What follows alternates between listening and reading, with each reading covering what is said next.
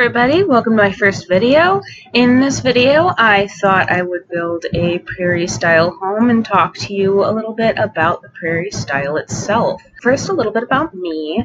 My name is Charlie, and here on YouTube I will go by Snailie. On Twitter I am all Snail Queen, and on the gallery, because someone had already taken Snailie, I am Snailie Simmer, which is where you will be able to find this build. It's already been play tested. It's put on there under the name Talisim, which we will get to why it is called that right here in a second. But first, a little bit about the defining attributes of the prairie style. They often have clean lines, and they're mostly symmetrical, but with like subordinate wings and porches, which you can see me doing here. They were kind of a reaction to the overblown Victorian style during the Industrial Revolution. In fact, the whole arts and crafts movement, which birthed not only the prairie school style, but the craftsman and the bungalow style of houses, was really kind of a reaction to how unimportant people had kind of become in the Industrial Revolution, and how people thought that that wasn't really the best thing that could have happened. So they kind of tried to put more of an emphasis once more on craftsmanship and going in and using natural materials and hand-working things to just show that, you know, people are still valuable, people's work is still valuable.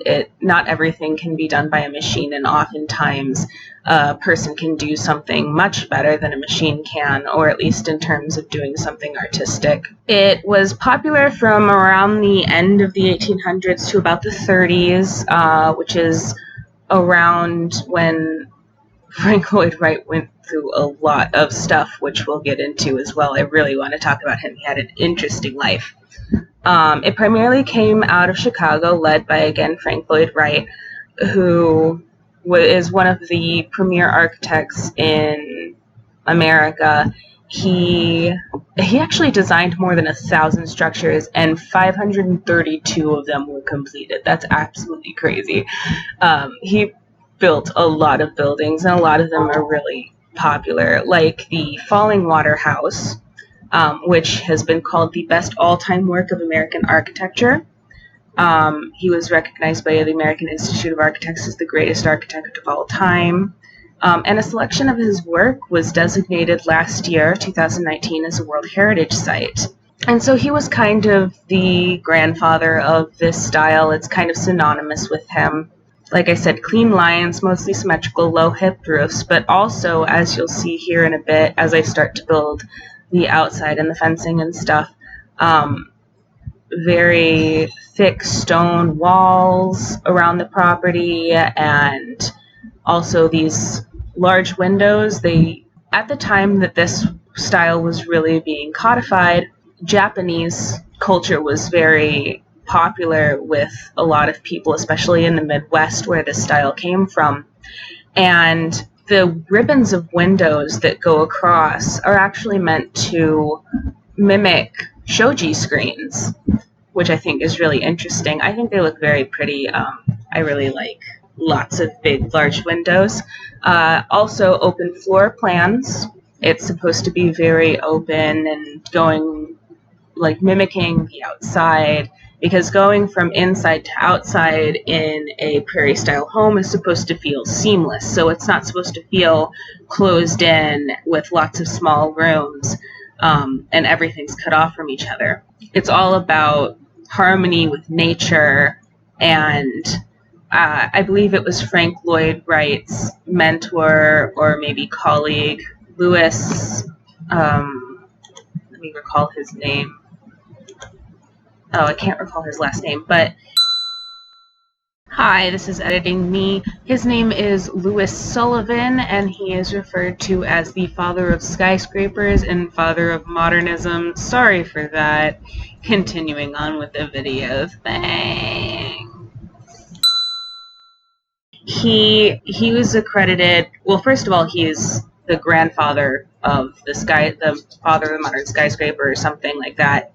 And he is accredited with the quote, "form follows function," meaning something should be made in a way that, like mimics or is in congruity with its function. He actually personally attributed to that quote to an ancient architect who was allegedly Italian, though no one seems to know who this other architect he was talking about is, or at least none of the articles I looked through. So really what they were trying to do when they were experimenting with this style and kind of coming up with this style of architecture is that they wanted to make a quote-unquote indigenous, not really indigenous obviously, but like something that was uniquely American, something that was coming out of this arts and crafts movement that showed off the craftsmanship and handworking and woodsiness, I guess, of these houses, something that was very different from Victorian architecture. So that's kind of how they came up with this. They were just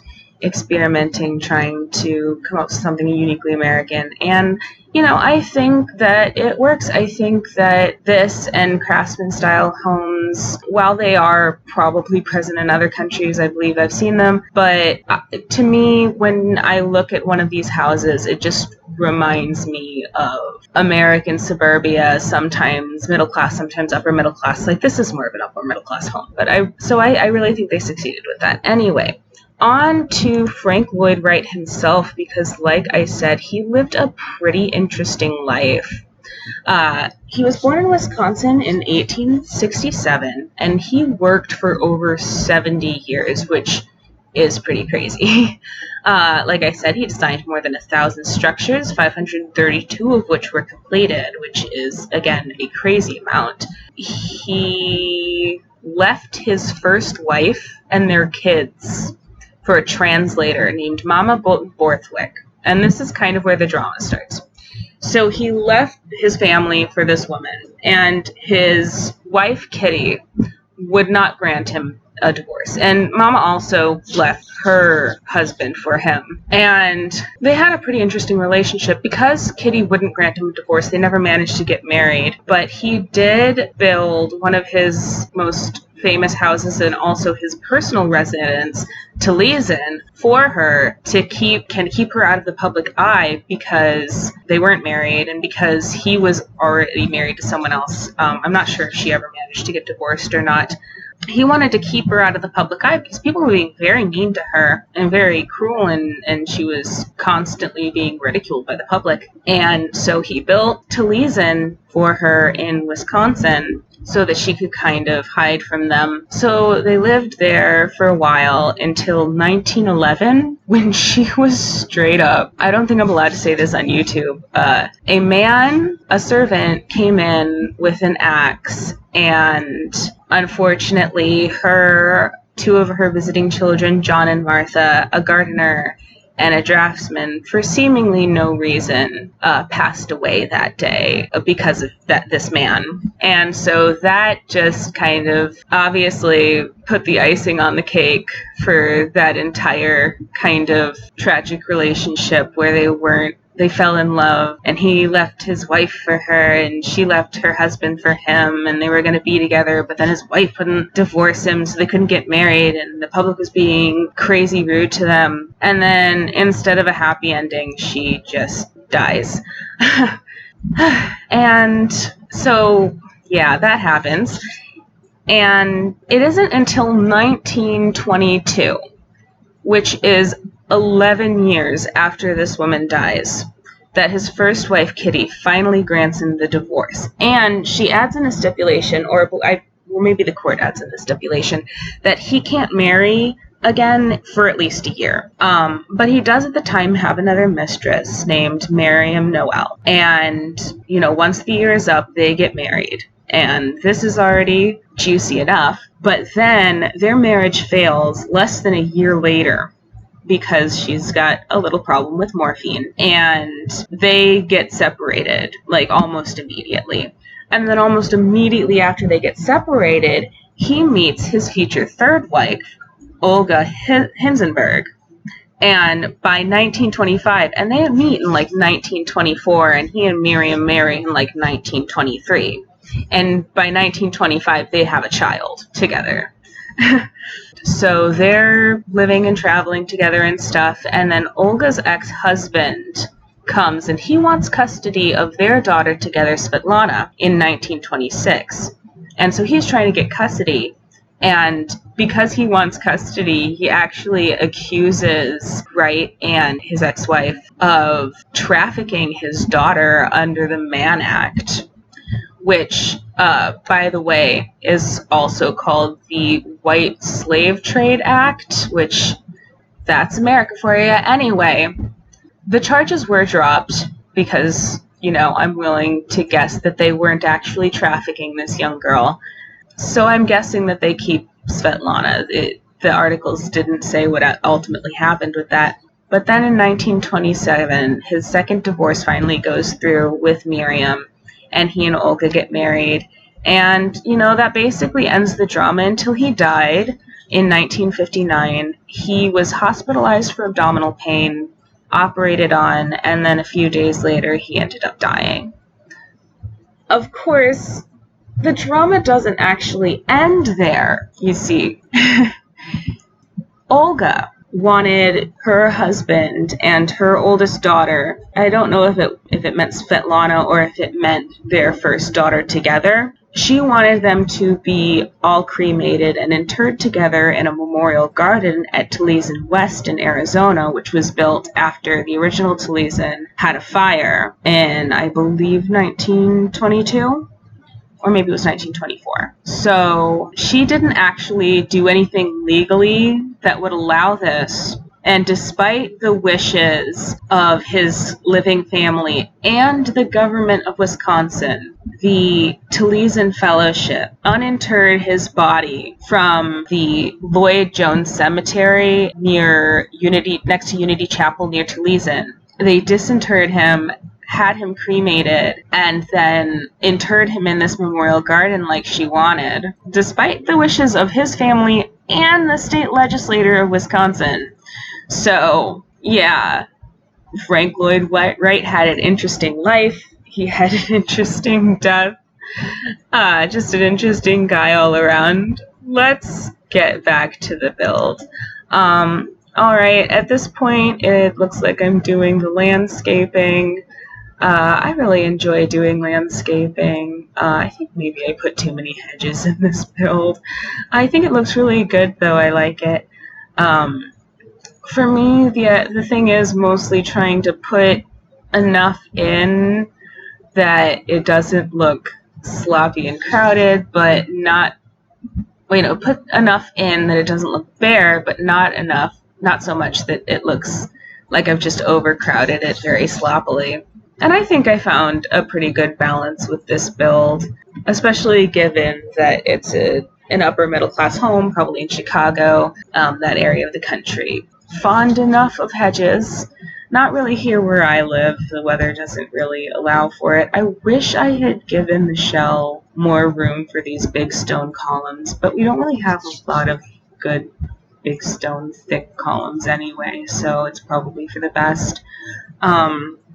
I did try and use something that looked very natural for the pavers because, again, the idea behind the Prairie style is that everything's supposed to be really natural looking, and indeed behind any of the arts and crafts movement style homes, craftsmen.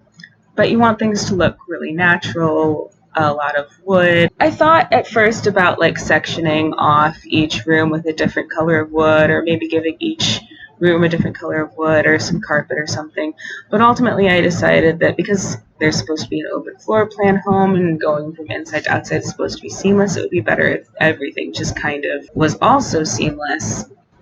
Just cluttering up the house a little bit now. I love this little chicken and little pig. Some of the decorations are so cute. I wish we had more clutter items though. I wish there were cars. I was gonna put one down just like me. Now I'm sad that there are no cars. I probably could have fit in a little driveway over there on the side, especially if I took out those hedges. But I'm pretty happy with how it turned out. I didn't know if I was going to be able to fit the bar in. I really wanted one. I did pull it around eventually. pull it off, turn it around. Misspoke there. I always wait really late really late into the build before I do the walls, and I don't know why I do that. Like, I'll have the entire floor plan laid out, all of the furniture placed, all of the colors picked, and then I'll be like, oh, walls now. And it's not that I've forgotten. I am very well aware I haven't done the walls yet. It's just that I always leave them till almost last, and I have no idea why. I guess it just helps me pick the color of the wall to have all the furniture and stuff down, because I can visualize better what'll go with it, what color will look good. Probably could have done the walls before I cluttered everything up, but I like to do the clutter as soon as possible so that I remember, so that I don't have an empty house. I feel like we really need more clutter items. I mean, it might just be because I don't have a lot of packs. I'm really broke, so I only have tiny house stuff and Realm of Magic.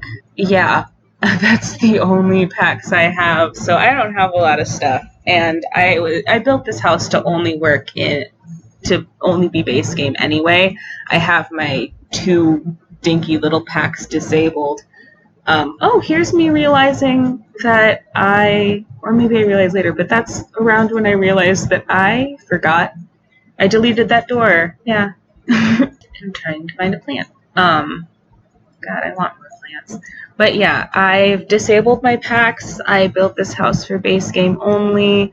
There shouldn't be anything in it. I didn't use move objects. I didn't even use debug items because I don't really like most of the debug items. I don't think they're particularly useful.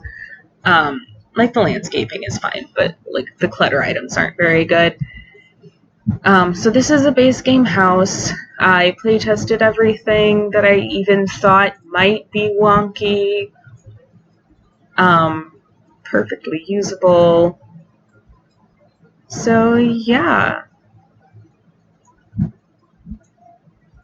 I think this is me realizing I didn't put toilet paper in some of the bathrooms as well.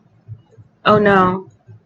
Yeah, there we go. Here in a second I'll realize that I didn't put toilet paper everywhere, just in the bottom 2, I believe. But I did fix that.